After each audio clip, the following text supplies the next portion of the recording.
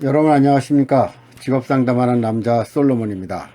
오늘은 직업심리학 6번째 시간이죠.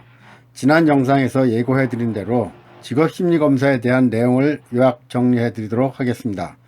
직업심리검사는 실제 직업상담 현장에서 사용하는 검사라서 직업상담사라면 잘 알아야 하는 내용입니다. 하지만 일단 용어가 좀 어렵습니다. 통계 관련 용어도 나오고요. 다소 생소할 것입니다. 하지만 출제 비중이 큰 영역이기 때문에 소홀히 할 수 없습니다. 대신 용어에 대한 정의라든지 개념 등 뜻만 이해하셔도 시험 문제를 풀 수 있는 분야이기도 합니다. 그래서 내용 중간중간에 기출문제 풀이를 많이 넣었으니까요. 너무 걱정하지 마시기 바랍니다. 자, 그럼 과목 시작하겠습니다. 직업심리검사 첫째, 직업심리검사의 이해에 대한 부분입니다.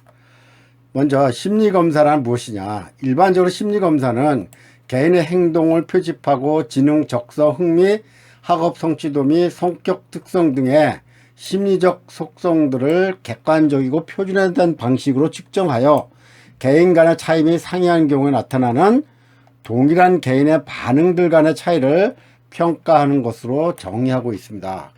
근데 이러한 심리검사의 특성은 개인의 심리적, 행동적 속성을 측정하기 위한 검사죠. 따라서 실시 목적에 따라 다양하게 존재하고 있지만 공통된 특성을 가지고 있다는 것, 그리고 무엇을 측정하고자 하는지에 대한 특성이 명확해야 되고 또 객관적인 절차와 체계에 따라서 실시 및 해석이 이루어져야 하며 신뢰롭고 타당해야 한다는 특성을 가지고 있습니다.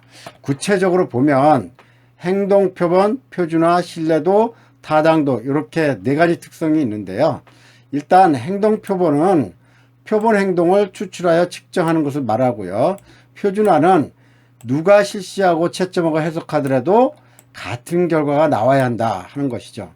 또한 신뢰도는 측정 도구는 그 결과를 신뢰할 수 있어야 한다는 내용이고요. 타당도는 타당한 검사가 되기 위해서 측정하고자 했던 내용을 충실하게 측정하고 있어야 한다. 이 4가지 특성 기억해 두시기 바랍니다. 자, 심리검사의 목적입니다. 그럼 이 심리검사를 왜 하느냐. 첫째, 개인 행동의 예측, 2. 분류 및 진단, 3. 자기 이해의 증진, 4. 조사 및 연구, 선발 및 배치 이건데요. 시험에서는 이렇게 나오지 않고 우측에 심리검사 목적 및 용도에 대해서 이렇게 나와요.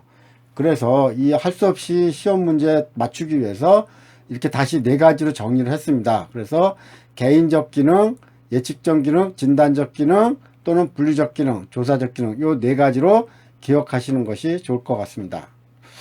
한번 볼까요? 기출이죠. 심리검사를 실시하는 목적 내지는 용도와 가장 거리가 먼 것은 이렇게 됐습니다. 예측, 진단, 분류. 답이 볼까요? 4. 합리화죠. 합리화는 여기에 안 들어갔죠. 4번째, 좋은 검사 도구의 조건이 있어요. 표준화, 타당도, 신뢰도, 객관도, 실용도 이렇게 되어 있는데요. 이 세부 내용은 여러분들 한번 쭉 읽어보시면 이해가 쉬울 겁니다. 그 중에서도 이 표준화 검사라는 내용을 좀 알고 계시는 게 좋을 듯해요. 표준화 검사는 검사의 실시와 채점이 객관적이고 신뢰도와 타당도가 비교적 높으며 규준 집단에 비교해서 피검사자의 상대적 위치를 알 수 있는 게 표준화 검사입니다. 이 표준화 검사는 시험에 나옵니다. 아니, 나왔었습니다. 그래서 별도로 정리를 해드렸습니다. 자, 여기 나오네요. 기출. 표준화 검사의 특징으로 틀린 것은 이렇게 돼 있잖아요. 그렇죠? 맨 위에 표준화라는 뜻은 있는데 표준화 검사라 그랬어요. 그래서 또 특징이라고 물어봤어요. 그래서 1. 검사의 실시와 채점이 객관적이다. 2. 체계적 오차와 무선적 오차가 없다. 3. 신뢰도와 타당도가 비교적 높다. 4. 규준 집단에 비교해서 피검사자의 상대적 위치를 알 수 있다. 제가 표준화 검사에 썼죠. 객관적, 신뢰도와 타당도, 그렇죠? 상대적 위치. 그러면 어떤 게 틀린지 알 수 있죠. 답을 볼까요? 저는 2번 같은데. 네, 맞습니다. 체계적 오차와 무선적 오차라는 말은 없지요. 심리검사의 용도, 아까 목적 나왔고 용도 나왔죠. 뭐 감별 진단 자료, 상담 진단 자료, 진로 지도 자료, 인사 선발 분류 및 배치, 기초 연구 해서 용도만 따로 5가지를 얘기하라 그러면 이렇게 얘기하면 되는데, 아까 문제처럼 목적 및 용도 그러면 제가 정리해 드린 대로 알고 계시면 좋습니다. 6번째, 심리검사의 실시 방법에 따른 분류. 이거 시험에 잘 나옵니다.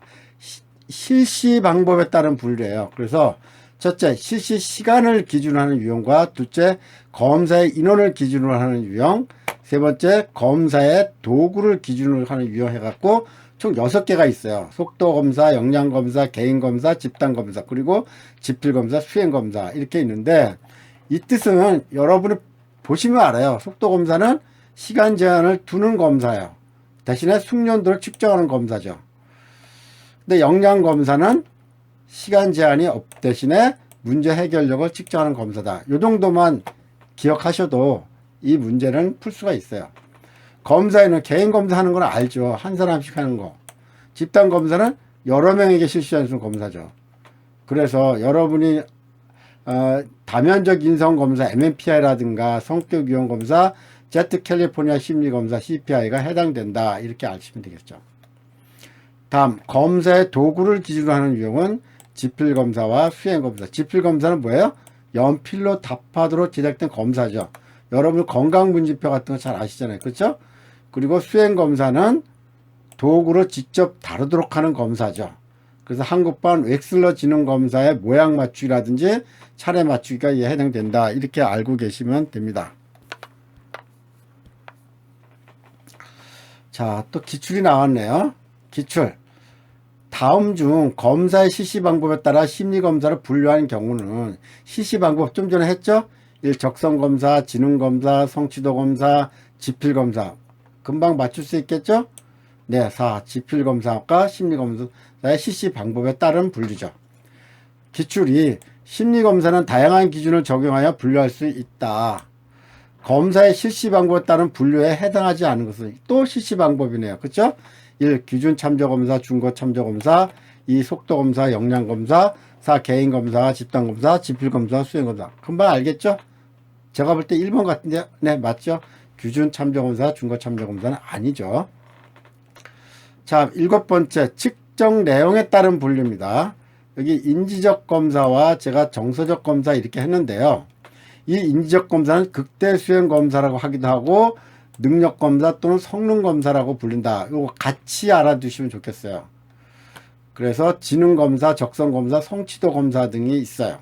그리고 문항에 정답이 있고 응답 시간에 제한이 없다.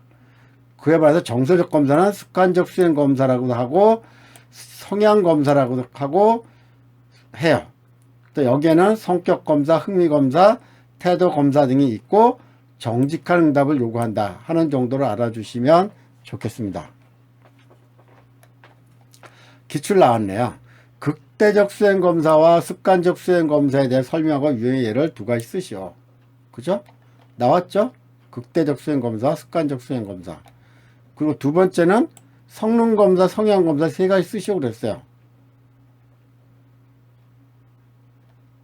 여기 보면 성능검사, 성향검사 이렇게 나왔어요. 거기에 뭐라 그랬어요? 3가지 쓰라 그랬잖아요. 그 국대 수행검사란 지능검사, 적성검사, 성취도검사가 있고 습관적 수행검사란 성격검사, 흥미검사, 태도검사. 근데 여러분들은 이게 실기니까 달랑 요것만 쓰지 마시고요. 극대적 수행검사란 뭐다.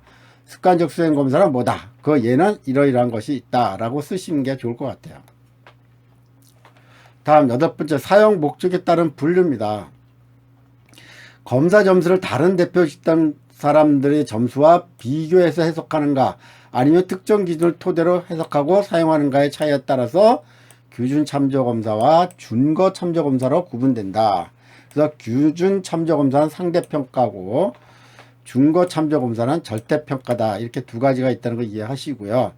규준 참조 검사는 검사 점수가 상대적으로 이해될 수 있는 검사 유형이고, 규준 집단의 평균에 비추어 결과를 해석한다 이렇게 되는데 규준이라는 말은 좀 있으면 나옵니다. 예, 심리검사, 성격검사, 적성검사가 여기에 해당이 되고 중거 참조검사 절대평가는 일정한 숙달 기준에 도달했는가 아닌가 하는 거죠. 그리고 숙달 기준에서 절대평가다. 위에 규준 참조검사 상대평가라 그랬잖아요. 그래서 이 규준 집단이라는 게 상대를 평가하기 위한 것을 하기 위해서 규준 집단이라는 거 하는 거죠. 다음 두 번째, 예를 들어서 국가자격시험, 운전면허시험 등등이 절대평가에 들어간다 하는 걸 알아주시기 바랍니다. 요거는 필기시험에 자주 나옵니다. 한번 볼까요? 2019년 2회, 2018년 3회에 다수라고 제가 썼어요. 1. 규준 참조검사와 중거 참조검사의 차이점에 대해서 설명하시오. 두 번째, 심리검사를 사용 목적에 따라 규준 참조검사와 중거 참조검사를 구분할 수 있다. 각각에 대해 예를 들어 설명하시오 그랬어요. 그렇죠? 위에는 차이점에 대해 설명하라 그랬는데 밑에는 그뿐만 아니라 예까지 들으라 그랬어요. 그래서 1. 규준 참조검사, 2. 중거 참조검사 하되 규준 참조검사는 이렇게, 그리고 또 예 이렇게, 또 중거 참조검사는 무엇이고 얘는 이렇게 하고 이렇게 쓰시면 실기시험은 점수 잘 받을 수 있을 것 같습니다. 9번째, 직업상담에서 검사 선택 시 고려 기준. 시험에는 자주 나온 내용은 아니에요. 아니지만 여러분이 직업상담사 하면서 검사를 선택할 때 아무 검사를 할 수는 없잖아요. 그래서 검사는 일단 내담자의 문제점을 파악하기 위해서, 그래서 상담의 목적에 따라서 검사를 선택해야 되고요. 그 다음에 심리검사의 목적과도 확인해야 되고요. 신뢰도와 타당도, 표준화 검사법 사용해야 되고, 심리검사 시행의 실효성, 경제성이 있느냐, 시간이 있느냐, 간편성이 이런 것 등도 따져보셔야 돼요. 그리고 상담 목표와 내담자 특성에 적합한지도 따져봐야 되고, 또 내담자의 검사 선택권, 내담자가 안 하겠다 그러면 못하는 거죠. 그러니까 내담자가 할 수 있어야 되는 거죠. 이걸 참고로 알아주시면 좋을 것 같아요. 다음, 심리검사 해석 과정에서의 유의점. 이거 역시 뭐 시험에는 자주 안 나왔지만 여러분들이 심리검사 해석할 때 실무에서 필히 알고 있어야 되는 내용이죠. 일단 전문적인 자질과 경험을 갖춘 사람이 해석한다. 심리검사도 모르고 해석할 줄도 모르는 사람이 아무렇게나 해석하면 안 되겠죠. 그 외에 다른 검사나 관련 자료를 고려하여 결론을 내리고 규준에 따라 해석하고 검사 결과가 악용되어서는 안 된다. 참 조심해야 될 문제입니다. 그래서 심리검사의 윤리강령이라는 게 있어요. 그래서 이런 것 등에 해당이 된다. 그 다음에 자기충족 예언을 해서는 안 된다. 내담자에게 명령하거나 낙인 찍어서는 안 된다.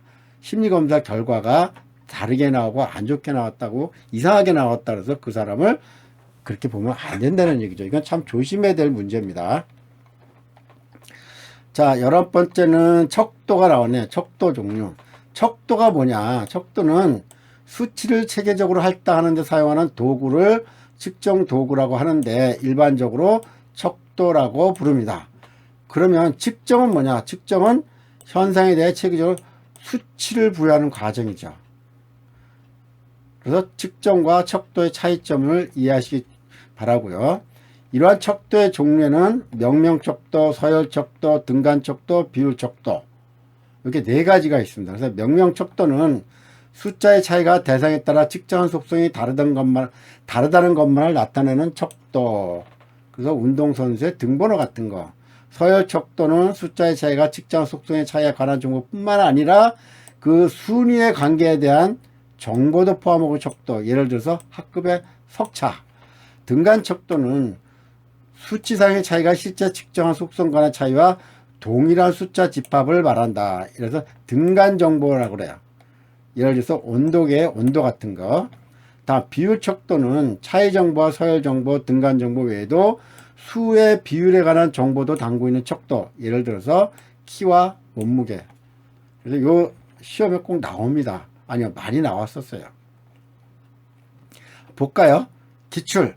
직업심리검사에서 측정의 기본 단위인 척도의 네 가지 유형을 쓰고 각각에 대해 설명하시오. 척도의 네 가지 유형에 대해서 쓰고 설명하라고 했잖아요. 그래서 어떻게 쓰느냐. 척도란 직업심리검사에서 측정의 기본 단위로 네 가지 유형이 있는데 이를 설명하면 다음과 같다. 이런 서언을 먼저 붙이고요. 그 다음에 명명, 서열, 등간, 비율, 척도가 무엇인지 간단하게 쓰시면 되겠습니다. 다음 12번째, 점수의 분산 정도 판단을 위한 기준 세 가지. 분산도 이렇게 되는데요. 분산, 범위, 표준 편차, 요 용어에 대한 정의를 보시면 되겠습니다. 13. 측정의 표준 오차, 표집 오차 이렇게 있네요. 표준 오차가 있고 표집 오차가 있는데, 오차라는 말은 무슨 말인지 알겠죠? 잘못된 거요. 표준 오차는 매번 실시할 때마다 달라질 수 있는 오차의 범위를 얘기해요. 그래서 이 표준 오차는, 검사의 표준 오차는 적을수록 좋고요. 검사 점수의 신뢰도를 나타내는 수치고요. 오차 범위 안에 점수는 무시해도 좋고요. 표본의 평균이 실제 모집단의 평균과 얼마나 떨어져 있는지를 나타내는 수치다. 요 네 가지 기억해 주시면 좋습니다. 그에 반해서 표집 오차란 모집단의 전체가 아니기 때문에 초래되는 것이에요. 전체 검사가 아니에요. 그러다 보니까 표본을 추출할 과정에 생기는 오차다. 이렇게 두 가지를 비교해서 이해하시면 좋겠습니다. 또 표집 오차는 무선 표집 오차와 편파에 의한 오차가 있다. 다음 오차의 특성입니다. 체계적 오차와 무선 오차가 있죠. 체계적 오차는 응답자가 가지고 있는 특성이나 검사 자체의 특성이 요인이고, 무선 오차는 우연한 문제에서 비롯되는 오차다. 이 정도만 이해하시면 좋겠습니다. 기출이 나왔네요. 검사 점수의 표준 오차에 관한 설명으로 옳은 것은, 표준 오차에 대해서 나왔어요. 검사의 표준 오차는 클수록 좋다. 검사의 표준 오차는 검사 점수 타당도를 나타내는 수치다. 표준 오차를 고려할 때 오차 범위와 점수 차이는 무시해도 좋다. 검사의 표준 오차는 표준 편차의 다른 편이다. 어떤 게 맞는 것 같습니까? 제가 요 위에서 표준 오차에 대해서 네 가지 얘기했죠. 적을수록, 신뢰도, 오차 범위의 점수 무시. 그죠? 그럼 어떤 게 맞는지 알 수 있겠죠. 자, 뭘까? 저는 3번 같은데, 네, 3번 맞습니다. 오차 범위 안에 점수차는 무시해줬다라고 나왔었죠. 다음은 규준과 점수 해석인데요. 이 부분은 다음 시간에 하도록 하겠습니다. 여러분, 오늘 직업심리검사에 대해서 요약 정리해 드렸는데요. 용어에 대한 정의, 이해도만 정확히 알고 있으면 얼마든지 맞출 수 있는 내용이니까요. 너무 걱정하지 마시고 공부해 주시기 바랍니다. 여러분, 오늘 수고 많이 하셨습니다. 안녕히 계십시오.